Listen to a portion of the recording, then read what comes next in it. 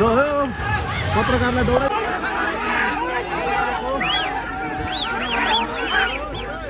यति बेला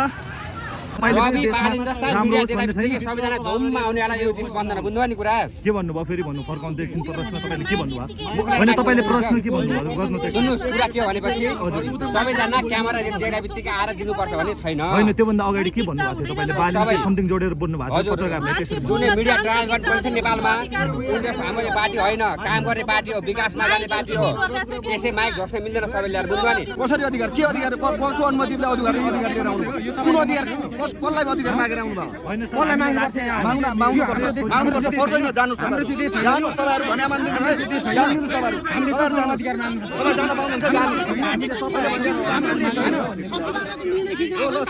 मिडिया आउन बाँकी छ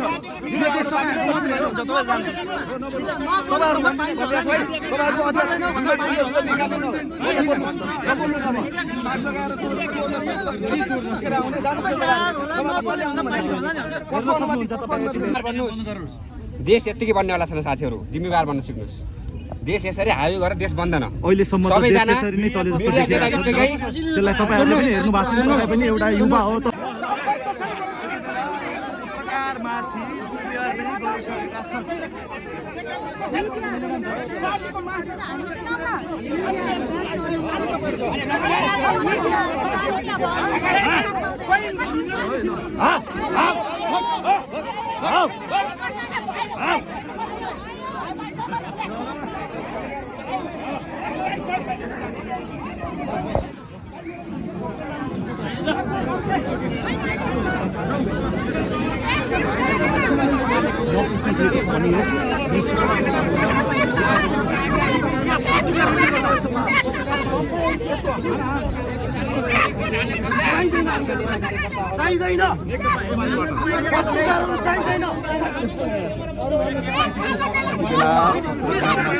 दुर्व्यवहार र हातापाई गरिसकेका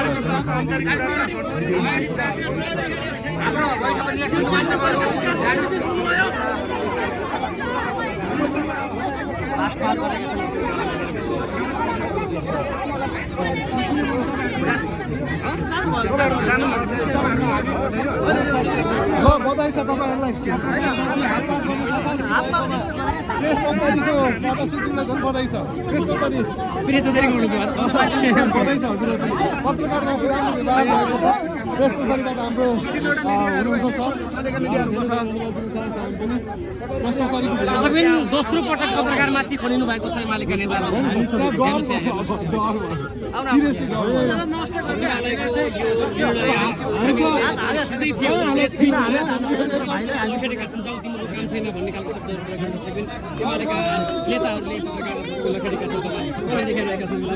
निषेध गरिएको छ यहाँ समाज सञ्चालन गर्न आएका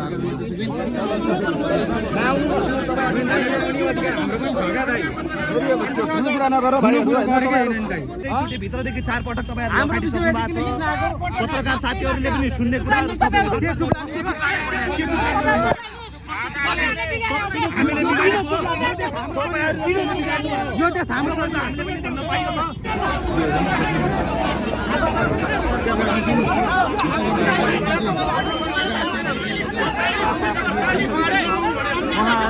पत्रकारमाथि तेस्रो पटक आक्रमण गरिसकेका छन् यो हेर्न सक्नुहुन्छ तपाईहरुले कसरी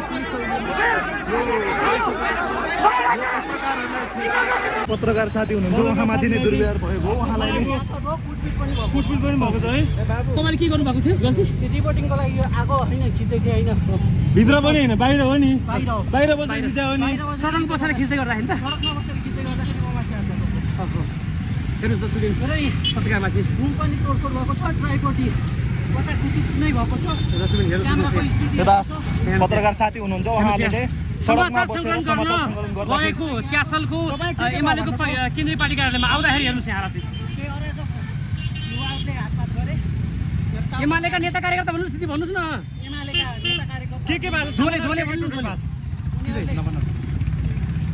ट्राइपोड पनि भाँचिसकेको छ एकपल्ट केही लाग्यो तपाईलाई हातमा यहाँ लागेको छ भनेपछि बुम भाँचियो ट्राइपोड भाँचियो क्यामेरा हातपात भयो त उहाँलाई त सडकमा नचास नि त हानेर म माथि एकदमै श्रमजीवी पत्रकारको हालत हेर्नुहोस् यहाँ। उहाँसँग कार्ड पनि छ, उहाँले त्यतिकै मोबाइलमा खिचिरहेको होइन, उहाँ पत्रकार नै हुनुहुँदो रहेछ। उहाँसँग कार्ड पनि छ, सूचना विभागको कार्ड पनि छ, उहाँसँग क्यामेरा छ र अनलाइनको सञ्चालक हो। उहाँले आफू समाचारसँगले गर्दै गरेको क्रममा सडकमै एमाले कार्यकर्ताहरू नेताहरूको हातबाट पिटाइ खानुपर्ने आज यो दिन आयो पत्रकारको। केपी ओली गिरफ्तारीमा परिसकेपछि रन्थनिएका नेता कार्यकर्ताहरू दर्शक पनि पत्रकारमाथि जाय लागेका छन्। हाम्रै सहकर्मी हुनुहुन्छ उहाँ चाहिँ, पहिलो आवाज होइन तपाईँको? हेर्नुहोस् यहाँ सडकमा कुटिनु परेको छ उहाँलाई, सडकमा लछार पछार गरेको भिडियो हामीसँग छ, तपाईँलाई यो पनि त्यससँग हामी हाल्नेछौँ। र अर्को एकजना पत्रकारमाथि दर्शक पनि कुटपिट भएको छ, हामी तपाईँलाई हामी देखाउनेछौँ। समाचार सङ्कलन गर्न आएका थियौँ हामी। त्यहाँका व्यक्तिहरू जो छन् सम्बन्धित पदाधिकारीहरू, जसलाई मिडियालाई नियमन गर्नलाई बसेका पदाधिकारी पनि छन् र उनीहरूको पार्टीमा एउटा प्रेस चौतारी भन्ने संस्था पनि छ। त्यो संस्थाले पनि हेरोस् र नेपाली प्रेसमाथि गरिने दुर्व्यवहारको हामी सधैँ भर्खना गरि नै रहेका छौँ, गरि नै रहनेछौँ। तर बिच सडकमा सार्वजनिक स्थानमा भित्र गेटबाट बाहिर गलत्याएर निस्किसकेपछि तपाईँ त बाटोमा कुटिनु भएको नि होइन? तपाईँहरूले देखिराख्नु भएको छ के हो दृश्य भन्ने कुरा मेरो क्यामेरामा पनि रेकर्ड होला, मैले हेर्न पाएको छैन। र यो दुर्व्यवहार जति भर्सना गरे पनि भर्सना गरेर सकिने अवस्था छैन, तपाईँहरूले पनि देखिराख्नु भएको छ। र नेपाली प्रेसमाथि गरेको यस्तो दमनको हामी हिजो पनि निन्दा गर्दै आएको थियौँ, भोलि पनि निन्दा गर्नेछौँ र पछि पनि हामी सडकमै बसेर पनि निन्दा गर्नेछौँ। नेपाल पत्रकार महासङ्घ र त्यस आबद्ध र स्वतन्त्र पत्रकारहरू यस्ता कुरामा कहिले पनि चुक्ने छैनन्। यो भर्सनायोग्य क्रियाकलाप आज नेकपा एमालेका कार्यकर्ताहरूले गरेका छन् र उनीहरूले सार्वजनिक रूपमा माफी माग्नुपर्छ र प्रेसप्रति सम्मान जनाउनुपर्छ भन्ने नै हो। महासचिवले आधिकारिक कुरा सम्बन्धित दिइसकेपछि व्यक्तिसँग हामीले माइक जोडेका छौँ, तपाईँहरूको अघि चाहिँ महासचिवले यो कुरालाई यसरी बुझ्नुहोस् न, जिम्मेवारी व्यक्तिलाई त सोध्न पाइयो त। केन्द्रीय सदस्य अलि जिम्मेवार बन्नु साथीहरू।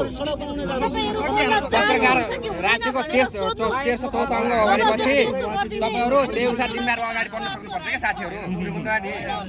यसै धेरै मिडिया ट्रायल गर्नु हुँदैन, देशमा अराजक नचलेका पत्रकारहरू भइरहेको छ भन्ने कुरा सर यो जुन मिडिया ट्रायल भन्नुभएको छ यसलाई चाहिँ राम्रोसँग स्पष्ट व्याख्या गर्नु त कसरी के भन्नु खोज्नु भएको? मिडिया ट्रायल भनेको हर कुराहरू भएको नभएको कुराहरू जनताले भावना बक्ने कुराहरू त बोल्नु भएन नि त। अहिले चाहिँ तपाईँले बोल्नुभयो त्यो हामीले हाल्दाखेरि त मिडिया ट्रायल हो भएन।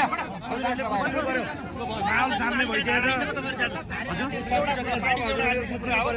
हजुरहरूले पनि अब पत्रकार सम्मेलन भयो साथी, तपाईँले पाउनुभयो नि समाचार होइन? पार्टीको निर्णय तपाईँले पाइसक्नु भएको छ नि होइन? हाम्रो पार्टीले गरेको जे सचिवालयले गरेको निर्णय छ त्यही हो हाम्रो निर्णय। के गर्नु है त्यही होला। अब न्युज मोडल गरेर फेक न्युज बनायो, उहाँहरूको पेसा धर्म नै यही हो। ठिक छ उहाँहरू कर्तव्य न्युज हेर्नु ल। हजुर गइदिनुहोस्।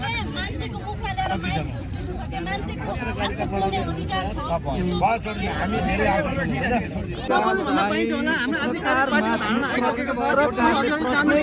सोधेको आधारमा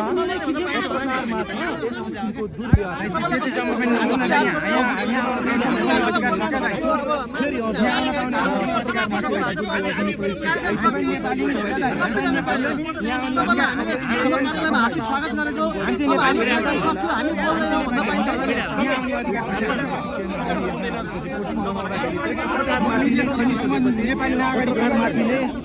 सोले गुन्डा शैलीमा उहाँहरूले लखाडिसकेपछि यो माहौल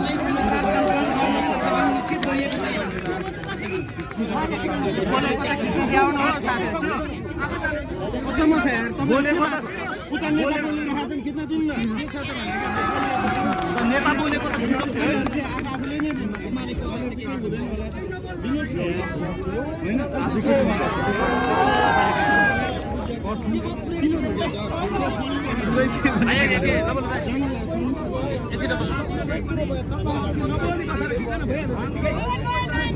लो जानुहोस् एक दुई महिना भात खान पुग्छ। अगाडि जानुहोस् तपाईँहरू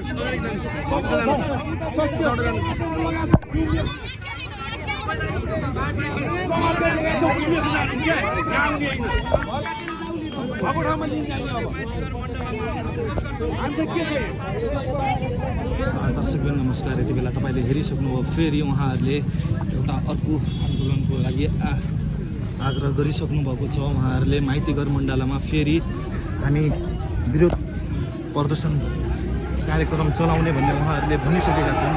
यति बेला हेर्न सक्नुहुन्छ यो पत्रकारमाथि माइक साइड छोडेर यो गरिसकेका छन्। हेर्न सक्नुहुन्छ यो माहौल कसरी क्रिएट भयो। यो माहौल यताबाट हेरेर दर्शक मिडियाबाट यसरी हेरिदिन्छ गोर्खे एङ्गलमा हेर्न सक्नुहुन्छ। पत्रकारहरूलाई लखाटिसकेको छ। यो माहौल आफै बोल्छ, तस्बिर आफै बोल्छ। सायद मैले यो बोल्नुपर्छ जस्तो केही पनि छैन।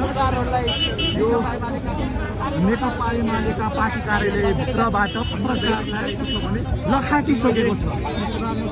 लात्ता मुक्का सबै प्रहार गरिसकेको छ।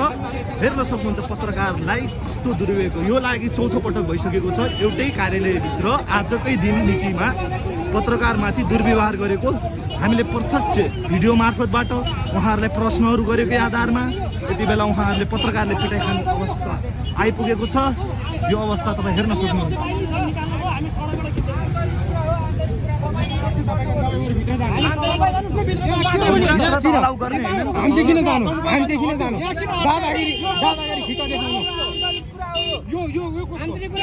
अब यस्तो हो फेरि पत्रकारमाथि पत्रकारहरूले पनि एकचोटि मात्र सुन्छ सर है। तपाईँहरूको पत्रकारलाई जे पाए त्यही भन्न पाइन्छ। पत्रकारहरूलाई नाना थरी बालेनको मिडिया भनेर पनि यो एमालेको सचिवालय बैठकभित्र पनि यो भाषण देखिराख्नु भएको छ। तपाईँहरूले भिडियो मार्फतबाट कसरी पत्रकारलाई बालेनको समर्थक पत्रकार भनेर उहाँहरूले भनिसक्नु भएको छ। तपाईँहरू पत्रकारले नै यो देश बिगारेको भने हिजोसम्म आजको यत्रो दिनसम्म यत्रो समयसम्म यो सत्ता यो देश चलाउने पार्टीले आज एक्कासी भन्छ पत्रकारले यो देश बिगारेको भने कतिसम्म मूर्ख गर्नको लागि सचिवालयको निर्णय हामी खिच्न आएका थियौँ यहाँ। अब हामी माथि दुर्व्यवहार भएको छ। हेर्नुहोस् यहाँ अपशब्दहरू हातपातहरू जुन शब्द हामी तपाईँहरूलाई सुनाउन पनि सक्दैन त्यो शब्दको पनि प्रयोग भइसकेको छ यहाँभित्र एमालेको सचिवालय बैठकभित्र र उहाँका समर्थकहरू उहाँका कार्यकर्ताहरूले यो सब भनिसकेको छ। यो हेर्न सक्नुहुन्छ स्पष्ट एमालेको पार्टी कार्यालयमा छ। जुन विगत केही समय अघि यो चाहिँ जेएनजी विद्रोहले गर्दा जेएनजी आन्दोलनमा चाहिँ ध्वस्त परेको पार्टी कार्यालय फेरि पुनर्निर्माण भइसकेपछि फेरि त्यस्तै अभिव्यक्तिहरू पनि आइरहेका छन्। सक्नुहुन्छ उहाँहरूले पार्टी कार्यालयबाट भित्रबाट बाहिर पत्रकारहरूलाई निकालिसक्यो भने रोड बाहिर आएर सार्वजनिक सडकमा आएर पनि उहाँहरूले एक किसिमको दादागिरी देखाइराख्नु भएको छ। तपाईँ हेर्न सक्नुहुन्छ उहाँहरूले पनि मोबाइल तेर्साएको यो मोबाइल ठिक छ। जाम त तपाईँहरूले गर्दा भयो नि सर। ल हेर्न सक्नुहुन्छ यो जाम आजको यो सडकमा यहीँबाटै नै भएको हो। तपाईँहरूले भित्र राम्रोसँग समाजिक सञ्जाल भित्र तपाईँहरूले हामीलाई राम्रो समाजमा सम्मेलन गर्न दिनु भएको सडकमा आउने सडक पनि जाम सडक जाममा पनि त्यस्तै छ। अब हामीले चाहिँ यस्तो दुर्व्यवहार भयो। आज यस्तो दिन आयो। आज पत्रकारले समाचार बनाउनु पर्ने अवस्था आयो। उहाँ पत्रकार साथी हुनुहुन्थ्यो, उहाँमाथि कुटपिट भएको छ, उहाँको घुम तोडिएको छ। त्यो के भन्छ त्यो कुटपिट गर्ने नेताहरू हो नेता कार्यकर्ताहरूले चाहिँ हाम्रै पत्रकार साथी उहाँलाई हेर्न सक्नुहुन्छ। उहाँको यो यहाँ उहाँको ट्राइपोडलाई यसरी भाँचिएको छ यो हेर्न सक्नुहुन्छ। र उहाँको बुम उहाँको माइक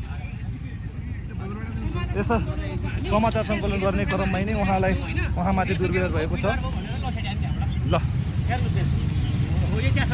च्यासेलको पार्टी कार्यालयको मूल गेटबाट अब उसको टाउकोमा पनि लागिसकेको छ है। भनेपछि यो प्रेसमाथि यसरी आक्रमण गर्नु नाङ्गो हस्तक्षेप गरिएको हो आफ्नो पार्टी कार्यालयमा। यो भनेको के अब एमाले सकिने भन्ने कुरा सङ्केत हो त? चौथो अङ्कमाथि आक्रमण गर्दा के हुन्छ भन्नुहोस्? सकिने त यहाँभन्दा कति नै सकिएला र अब यहाँभन्दा त सकिने ठाउँ पनि छैन होला।